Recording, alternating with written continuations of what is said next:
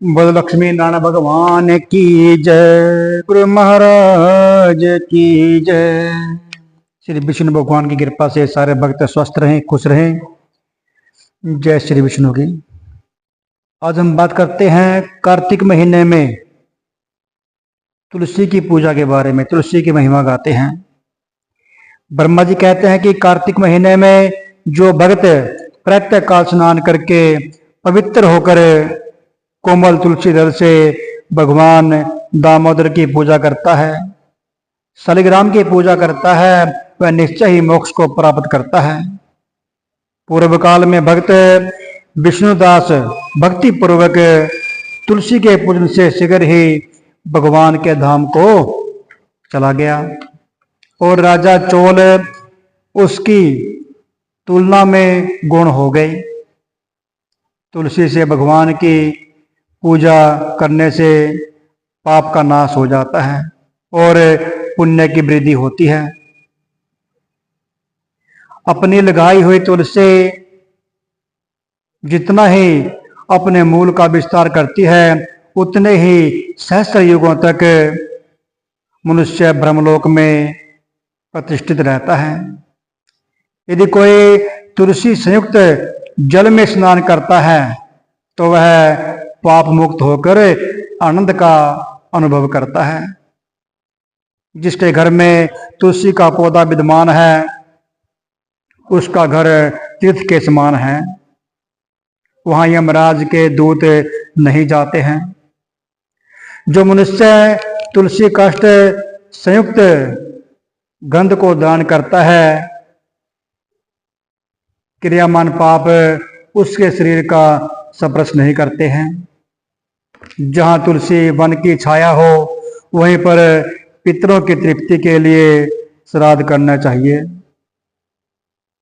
जिसके कान में, मुख में और मस्तक पर तुलसी का पत्ता दिखाई देता है उसके ऊपर यमराज दृष्टि नहीं डाल सकते। प्राचीन काल में हरिमेधा और सुमेधा नामक के दो ब्राह्मण थे। वह जाते जाते किसी दुर्गम वन में परिश्रम से व्याकुल हो गई। वहां उन्होंने एक स्थान पर तुलसी दल देखा। सुमेधा ने तुलसी का महान वन देखकर उसकी परिक्रमा की और भक्ति पूर्वक प्रणाम किया।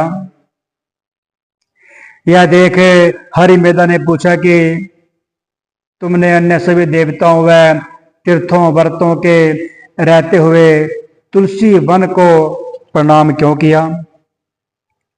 तो सुमेधा ने बताया कि प्राचीन काल में जब दुर्वासा ऋषि के श्राप से इंद्र का ऐश्वर्य छीन गया, तब देवताओं और असुरों ने मिलकर समुद्र मंथन किया तो धन्वंतरी रूप भगवान श्री हरि और दिव्य औषधियां प्रकट हुई। उन दिव्य औषधियों में मंडलाकार तुलसी उत्पन्न हुई जिसे ब्रह्मा आदि देवताओं ने श्री हरि को समर्पित किया और भगवान ने उसे ग्रहण कर लिया। भगवान नारायण संसार के रक्षक और तुलसी उनकी प्रियतमा है, इसलिए मैंने उन्हें प्रणाम किया है। सुमेधा इस प्रकार कह ही रहे थे कि सूर्य के समान अत्यंत तेजस्वी विशाल विमान उनके निकट उतरा। उन दोनों के समक्ष ही वहां पर एक बरगद का वृक्ष गिर पड़ा और उसमें से दो दिव्य पुरुष प्रकट हुए। उन दोनों ने हरिमेधा और सुमेधा को प्रणाम किया। तब दोनों ब्राह्मणों ने उनसे पूछा कि आप कौन हैं? तब उनमें से जो बड़ा था वह बोला, मेरा नाम आस्तिक है। एक दिन मैं नंदन वन में पर्वत पर क्रीड़ा करने को गया था तो देवता गणों ने मेरे साथ इच्छा अनुसार विहार किया। उस समय उन युवतियों के हार के मोती टूटकर तपस्या करते हुए लोमस ऋषि पर गिर पड़े। यह देखकर मुनि को क्रोध आया, गुस्सा आया। उन्होंने सोचा कि स्त्रियां तो परतंत्र होती है, अतः यह उनका अपराध नहीं है, दुराचारी आस्तिक ही श्राप के योग्य है। ऐसा सोचकर उन्होंने मुझे श्राप दे दिया। अरे तुम ब्रह्म राक्षस होकर बरगद के पेड़ में निवास करो।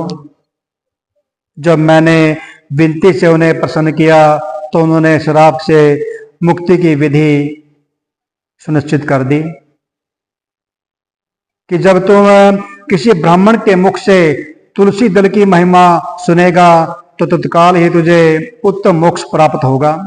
इस प्रकार मुक्ति का श्राप पाकर मैं चिरकाल से इस बट वृक्ष पर निवास करता था। आज देववश आपके दर्शन से मेरा छुटकारा हुआ है। तत्पश्चात वे दोनों श्रेष्ठ ब्राह्मण परस्पर पुण्यमयी तुलसी की प्रशंसा करते हुए तीर्थ यात्रा को चल दिए। इसलिए भगवान विष्णु को प्रसन्नता देने वाले इस कार्तिक महीने में तुलसी की पूजा अवश्य करनी चाहिए, तुलसी की सेवा अवश्य करनी चाहिए, तुलसी का पौधा जरूर लगाना चाहिए। बोलो विष्णु भगवान की जय, तुलसी मैया की।